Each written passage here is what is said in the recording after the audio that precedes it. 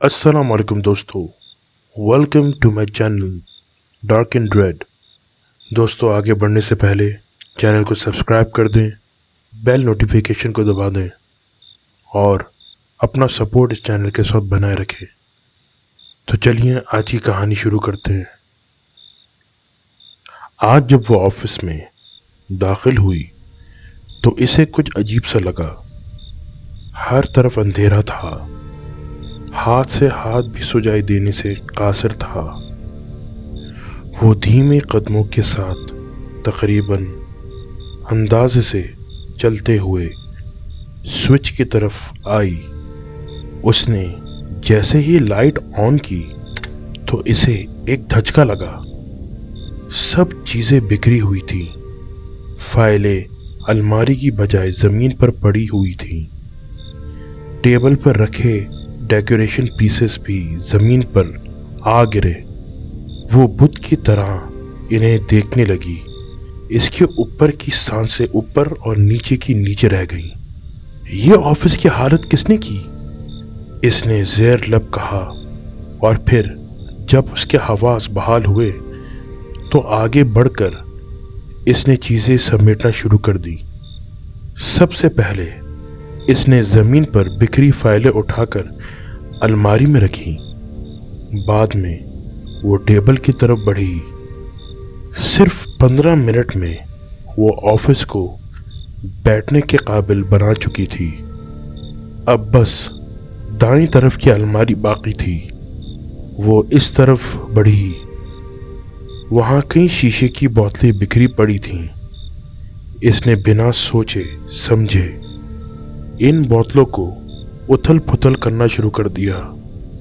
अंजाम से बेखबर वो इन्हें सीधा करके रखती जा रही थी। आलिया, एक करख्त आवाज इसकी समाज से टकराई तो वो बुरी तरह चौंक गई और हाथों में मौजूद बोतल नीचे गिरकर टूट गई। बोतल के गिरने की देर थी कि हर तरफ से धुएं के बादल उठने लगे। पागल लड़की, ये क्या क्या तुमने? तौकीर की गजबनाक आवाज धुएं को चीरती हुई इसकी समात से टकराई। जैसे ही धुएं के बादल छटे तो आलिया की सांस अटकने लगी। इसकी आंखों के दीदे यानी पपूटे जैसे बाहर ही निकलने लगे थे। सामने एक वहशतनाक उफरीत अपना भद्दा सा मुंह खोले इसको निवाला बनाने को तैयार थी। इसकी बदबूदार सांसों की हिद्दत आलिया को एक फासले से ही महसूस हो रही थी। अगरचे इसने कई हॉरर फिल्मों में इस किस्म के अफरीती देव और भूत देखे थे, मगर जिंदगी में पहली बार अपनी आंखों से ऐसी डरावनी शय को देखकर इसके हवास बाख्ता हो गए और इसे बेहोश होने में लम्हा भी न लगा। इस अफरीत भूत ने जैसे ही आलिया पर हमला करना चाहा तो तौकीर ने एक वार से इसका काम तमाम कर दिया। वो पहले भी इससे लड़ चुका था, लिहाजा ज्यादा तक वो दौड़ नहीं करनी पड़ी और मेहनत नहीं करनी पड़ी। अब वो आलिया की तरफ बढ़ा तो इसे जमीन पर बेहोश पाया। अपनी बाहों में उठाकर इसने आलिया को कुर्सी पर बिठा दिया और पानी के चंद छींटे चेहरे पर फेंके। सर वो आफरीत, वो भूत, वो हड़बड़ाते हुए उठ गई। रिलैक्स, इसे मैंने दोबारा शीशे में कैद कर दिया है। توقیر نے جواب دیا تو اس کی جان میں جان آئی، مگر اس کی سانسیں اب بھی پوری طرح پھولی ہوئی تھیں۔ آنکھوں کے سامنے وہ ہیبت ناک منظر اب بھی کسی فلم کی ریل کی طرح چل رہا تھا۔ تمہیں کس نے کہا تھا ان شیشوں کے ساتھ چھیڑ چھاڑ کرنے کو؟ ابھی وہ صحیح سے سنبھلی بھی نہ تھی کہ توقیر کی کرخت آواز نے اس پر ایک زوردار ضرب لگائی۔ وہ سر، سب شیشے کی بوتلیں بکھری پڑی تھیں۔ اس نے ہکلاتے ہوئے اپنی کلیریفیکیشن دینے کی کوشش کی۔ تو تم نے سوچا کہ تم انہیں صحیح سے رکھ دو گی؟ توقیر نے طنزیہ کہا، جس پر عالیہ نے ہاں میں سر ہلایا۔ توقیر مٹھیاں بھینچ کر رہ گیا۔ اپنے غصے کو ضبط کرتے ہوئے وہ ذرا دھیمے لہجے میں گویا ہوا، آئندہ کبھی کسی شے کو میری اجازت کے بغیر تم نے چھونے کی غلطی بھی نہیں کرنی، سمجھی؟ ورنہ میرے آفس میں آنے کی جرات نہ کرنا۔ اس نے تنبیہ کی تو اس نے ہاں میں گردن کو ہلا دیا۔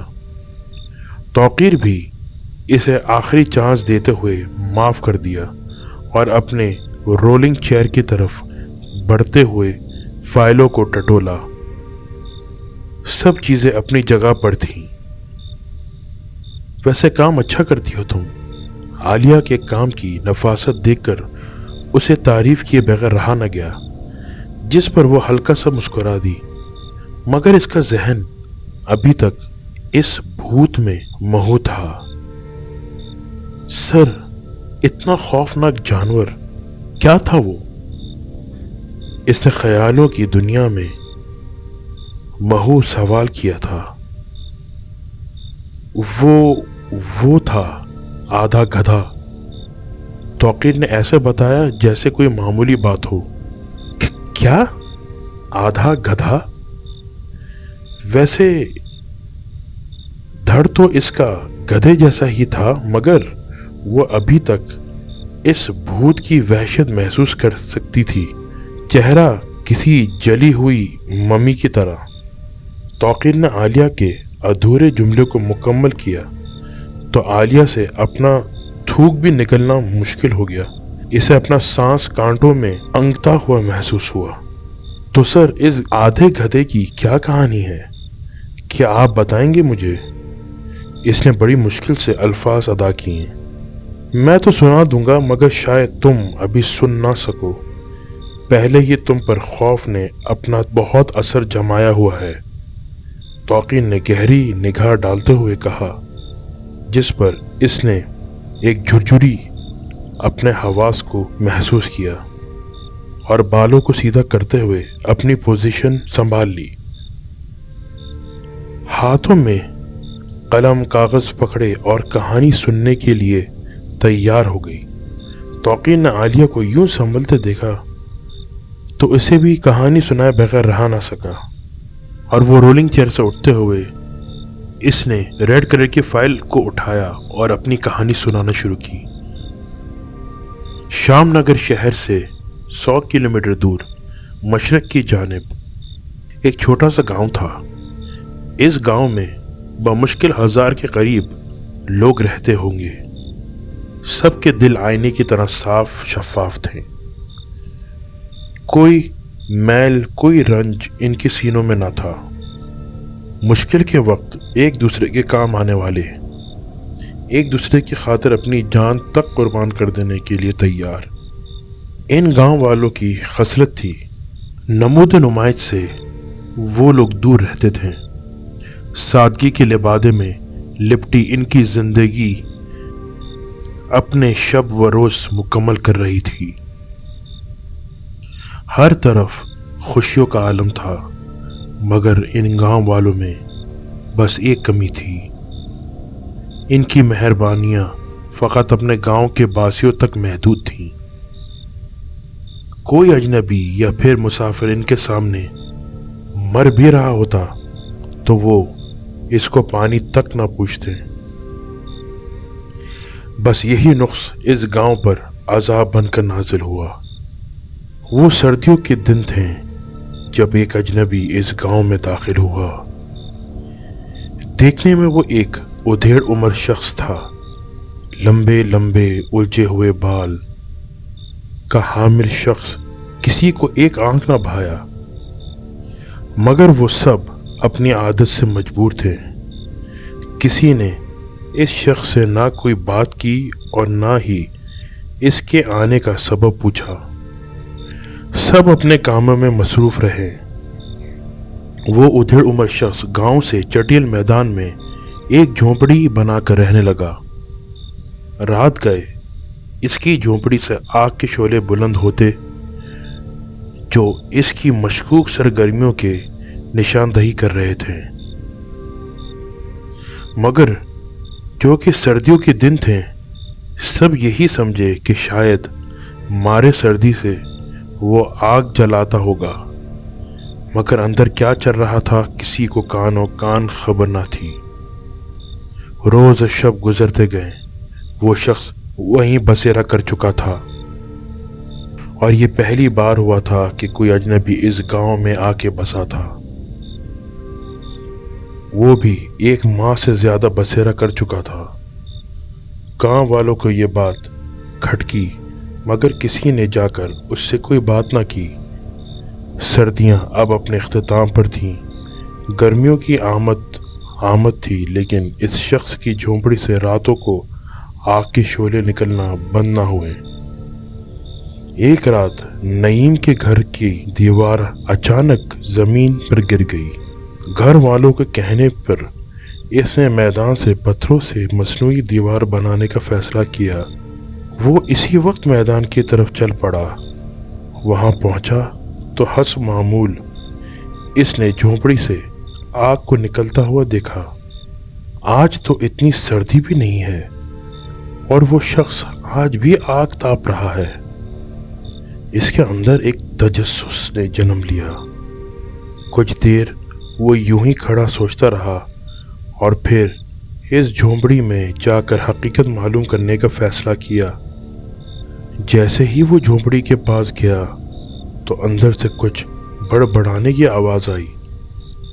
पहले तो वो इन लफ्जों को समझने की कोशिश करता रहा, लेकिन जब कुछ समझ ना आया और तजस्सुस हद से बढ़ गया तो वो बिना सोचे समझे इस गांव की रीत को तोड़कर इस झोंपड़ी में दाखिल हो गया।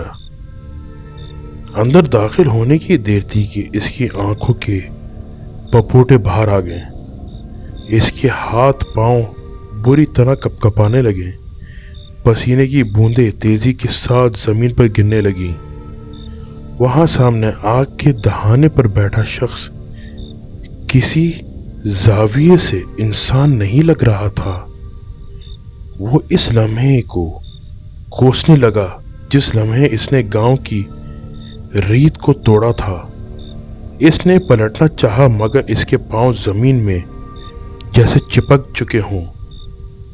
सामने गधे के मुशाबे 4 टांगों वाला जानवर था, जिसका धड़ तो गधे की तरह था, मगर सर किसी तौर पर गधे से ना मिलता था। कई पट्टियां सर पर बंधी हुई थीं और वो आंखें बंद किए लबों को मुसलसल मुतहर्रक किए हुए था। कौन हो तुम? नईम ने बमुश्किल पूछा, जिस पर उस अफरीद भूत ने अपनी आंखें खोली तो दूसरा धचका इसको लगा। खून से ज्यादा सुर्ख आंखें अपने अंदर वहशत का समुंदर लिए हुई थीं। वो कच्चा चबा जाने वाली नजरों से नईम को देख रहा था। इससे पहले वो इस पर हमला करता, नईम वहां से भाग खड़ा हुआ। वो अफरीद घूरते हुए इसको देखती रही और दोबारा अपने जाप में मशगूल हो गई। नईम भागता हुआ गांव के मुखिया के पास गया और हालात से आगाह किया। गांव का मुखिया फौरन अपने आदमियों के साथ इस चटियल मैदान की तरफ चल पड़ा। जब सब वहां पहुंचे तो मंजर वैसे का वैसा था। मामूली सा भी तगय्युर पैदा न हुआ था।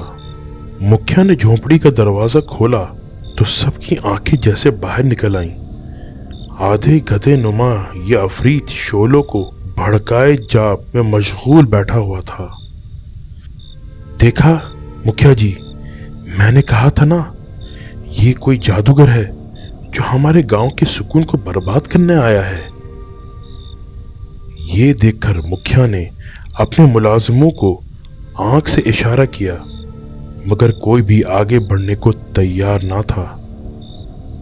चले जाओ यहां से, वरना मारे जाओगे, इसने खूंखार आंखों को खोलकर कहा तो सब अपनी जगह पर किसी पेंडुलम की तरह थर थर कांपने लगे। यहां से हम नहीं बल्कि तुम जाओगे। दफा हो जाओ हमारे गांव से, वरना हम तुम्हें मार देंगे। मुखिया ने करख्त लहजे का सहारा लिया, जिस पर वह अफरीत हैजानी और गुस्से की कैफियत में हंसने लगा। तुम मुझे मारोगे, मुझे? इसकी हंसी इस कदर भयानक और भद्दी थी कि लोगों के कान के पर्दे फटने लगे। वो इसकी हंसी को अब नहीं सुन सकते थे।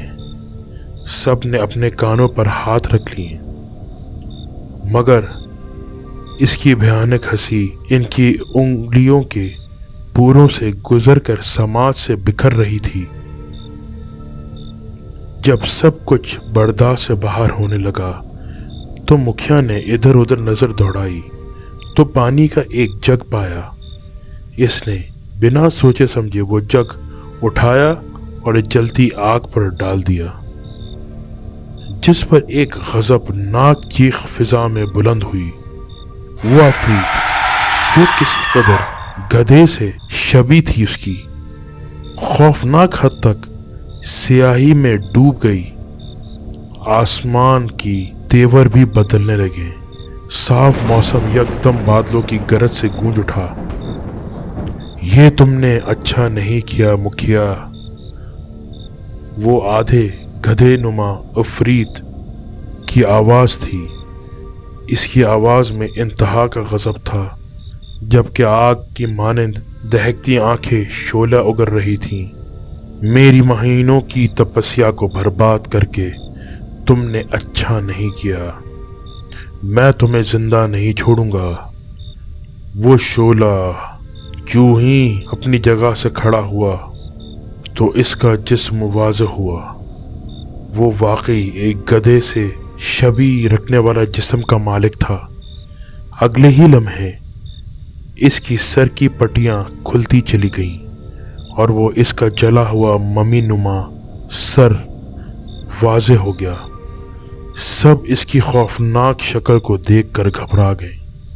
अब तुम सब मरोगे, तुम सब, वो हौलनाक आवाज में गोया हुआ था। ये सुनते ही सब झोंपड़ी से बाहर की तरफ भागे। मुखिया भी इनके साथ था, मगर जब मौत पीछे पड़ जाए तो इतनी जल्दी जान कहाँ छूटती है। मुखिया भागते हुए एक पत्थर से जा टकराया और औंधे मुंह जमीन पर गिर गया।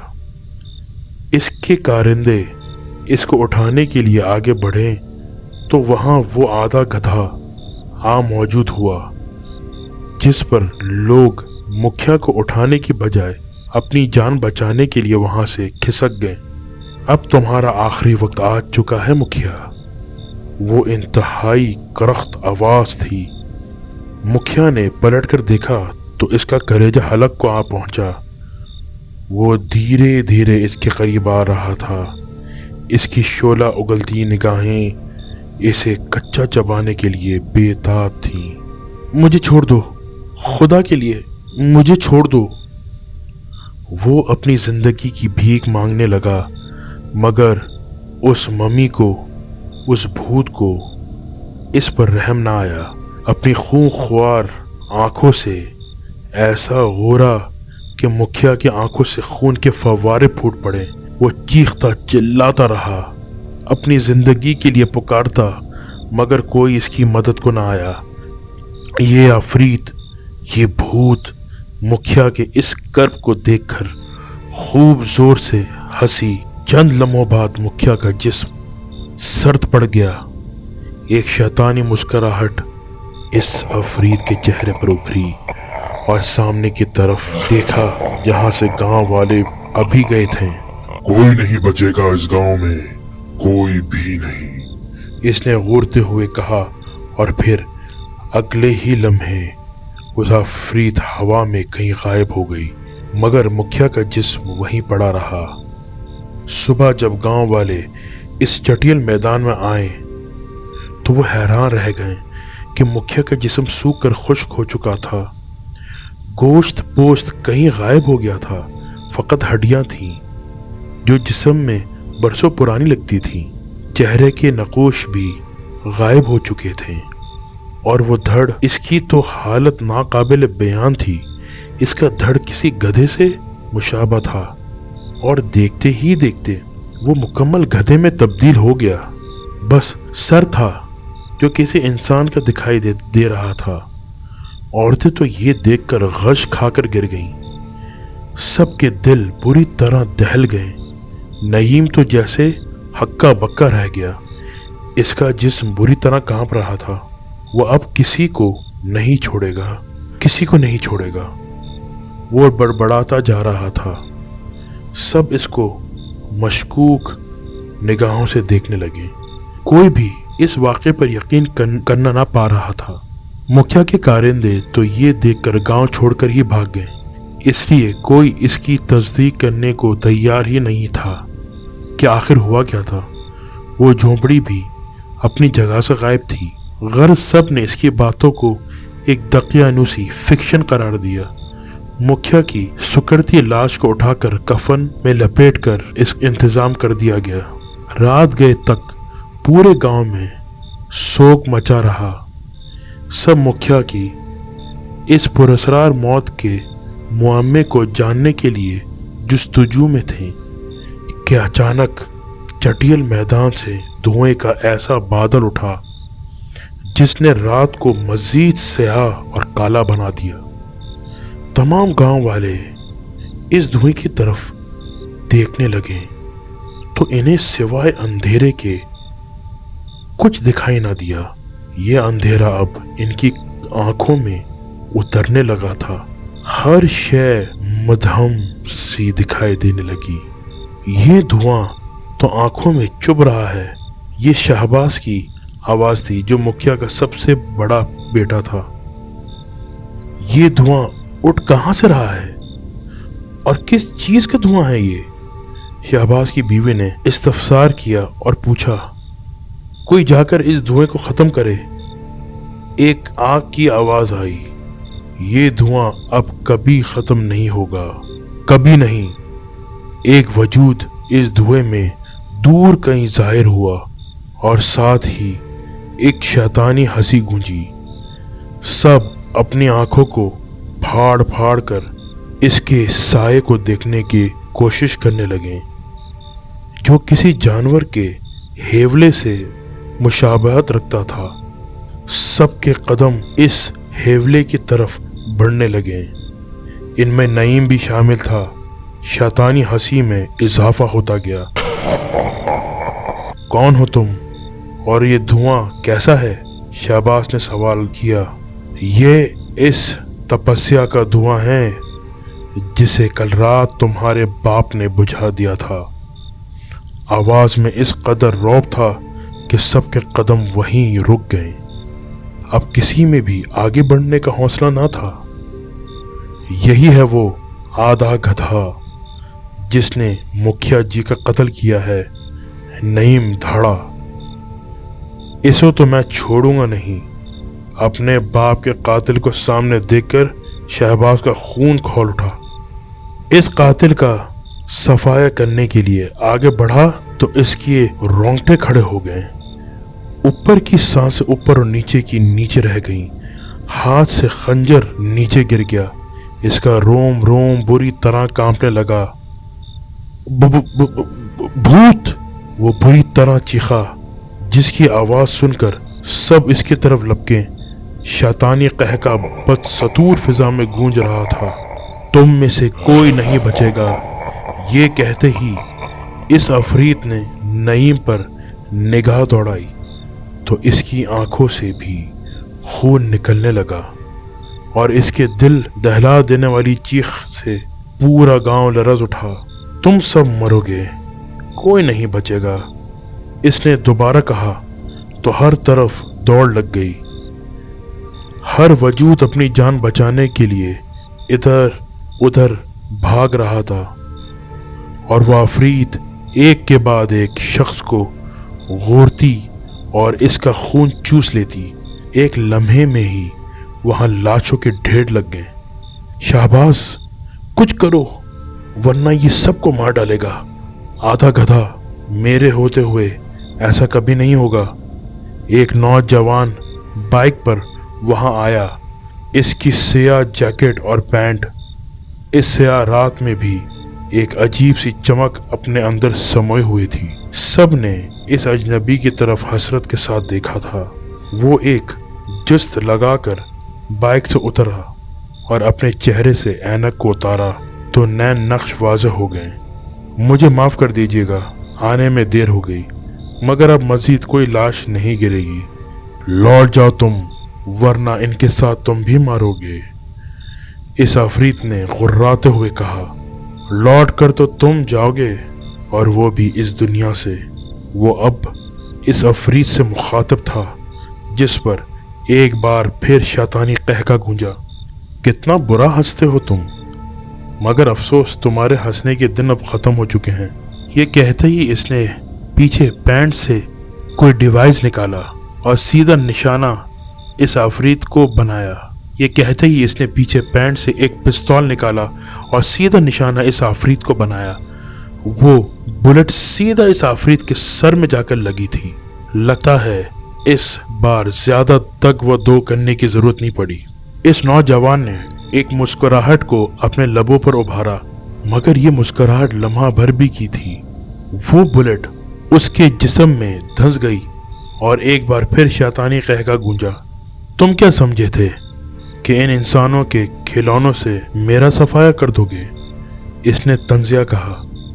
ये नजर आने में इंसानी पिस्तौल की तरह है, मगर इसके अंदर जो बुलेट थी वो आम नहीं थी।